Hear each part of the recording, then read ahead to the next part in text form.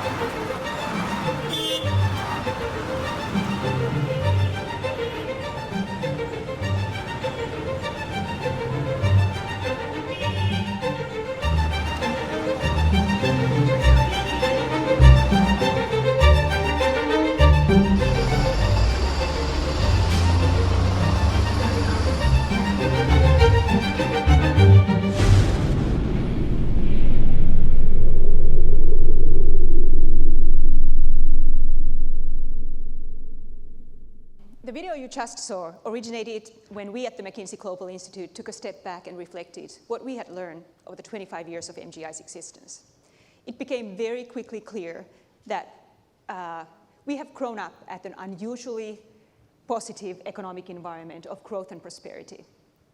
It was the great moderation when interest rates were down, asset prices were up, volatility was decreasing, and every generation grew up wealthier than their parents. This was the time also when all the models that we use were developed, whether it was the Porter's 5 or the asset pricing models. And this is where our intuition of how the world works was really developed, the gut on how we make decisions. But when we thought about what this means for the future, it was not at all so clear that what we have learned would help us make the right decisions in the future. Some of the trends that we have been studying were now happening at the speed and scale we had never seen before. It was not at all clear that we could just extrapolate ahead and assume that the mental models we had of how the world works were going to actually turn out the way they were. We had to really take a step back, retrain our gut, start learning to look much further, and think, frankly, much harder of what the implications might be. So what I'll do in the next few minutes is I'll give you a few examples why that might be the case in infrastructure as well, and hopefully give you a few ideas of new questions or new ways of looking at your business. So the 4 trends that we found to really be shaping the new disruptive era are mass urbanization of the emerging markets, technological change, aging, and increased global connectedness. None of these are new. You have heard plenty of each one of them. But the speed and scale at which they are all moving now at the same time is what makes their impact so hard to predict. So let's start with the mass urbanization. There are 440 cities in the world, in the emerging world, that are likely to generate half of global growth. You saw some of the names in the video up front. You probably can name the 20 megacities and put a few, you perhaps have worked on or visited about a dozen or more others. Yet there is hundreds of more that you might not be able to find on a map. Yet it's these cities that will fundamentally shape the way the world will look like a few decades down the line. They will make a lion's share of global investment. The returns to these investments will shape the kinds of returns we all get for our retirement savings. The decisions they make about transportation or housing shells will lock in their energy consumption for decades to come. And that, of course, will translate into energy prices for everyone around. And the kind of socio-political decisions they make will fundamentally shape the world that our children and grandchildren will inherit. So are you tracking some of these cities that might both be the growth centers for your business or might be the ones that will host the company that's going to disrupt what you're doing now? Second trend, disruptive technologies.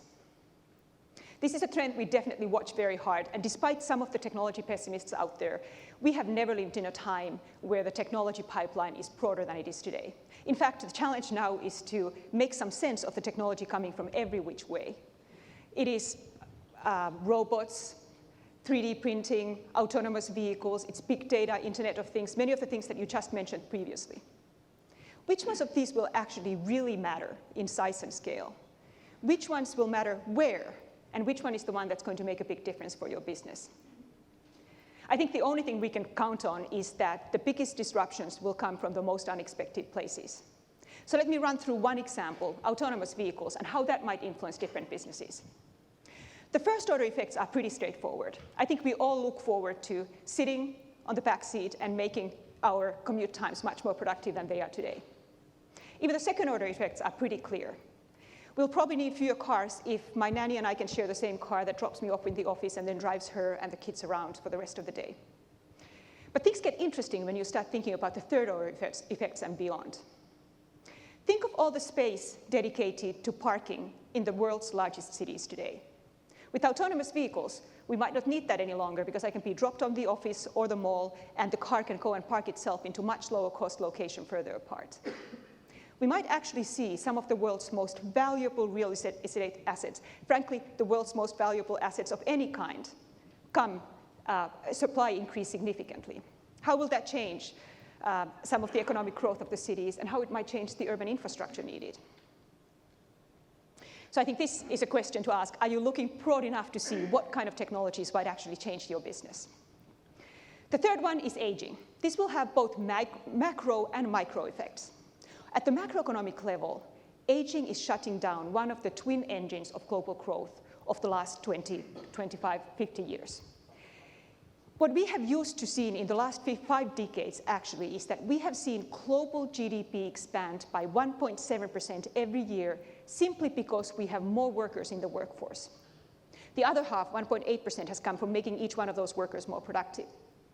But now with aging, one of those engines is basically shutting down. If we assume that productivity is to continue at the rate that we are seeing right now, we would see global GDP growth decline by 40%. If we want to keep up the growth at the rates that we have seen in the past, we would need to see productivity increase significantly, which of course is an area where infrastructure has a lot to say. But aging matters also at the macro level. Think of all the cities where a third or even more of the population is going to be over 65 pretty soon. How can we change urban services or infrastructure to make these aging cities work better? And at the companies, the workforces are aging, particularly amongst the managerial and technical skills. Those folks who are the Franks and Marys who have grown up with the business, who know exactly how to get things done on the ground, and who know where the skeletons are hidden. Do you know where those folks are in your business, close to retirement, the ones who will take a lot of the received wisdom with them? And do you have a plan for how you're going to replace them? After aging, the fourth and last of the trends that we have looked at is increased global connectedness. We have seen global trade flows increase tenfold since 1990. We have seen global capital flows go 23 times what they were then. We now have access to talent we never even knew about. Let me give you just one example. General Electric, a company that is very proud of its engineering talent and has been quite hesitant to move out to look for outsourced services. They did test the waters, though, with an online competition where they promised a prize for anyone out there who would be able to design a jet engine bracket, which is basically the piece that ties the jet engine to the plane, a very critical piece, who would be able to generate a design for the jet engine bracket that would both meet all the specs that are needed, obviously, but be lighter. And guess who won the competition? An engineer from Java, Indonesia, they had never heard of, who was able to not just deliver the performance, but who was able to reduce the cost by 80%. That is pretty staggering.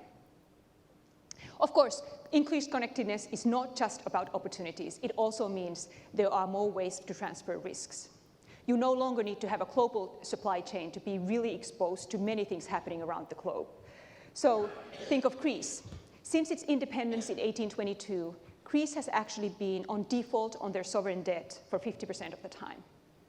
But we really didn't care about that until their financial system became integrated into the global financial economy, and there were ripple effects of whatever happened in Greece outside. So as we look ahead to how these four forces are going to shape the global economic chessboard, the companies that are likely to be most successful are the ones that are able to look further and see where the second and third order effects might be. The companies that are outward looking, who might have people around their teams that have grown up in very different environments and have very different intuitions, and who might actually listen to the mavericks or to the contrarians before shutting them up on and hearing where they might be coming from. And it is those companies that are able to retrain their intuition and their guts to be able to respond to the new world.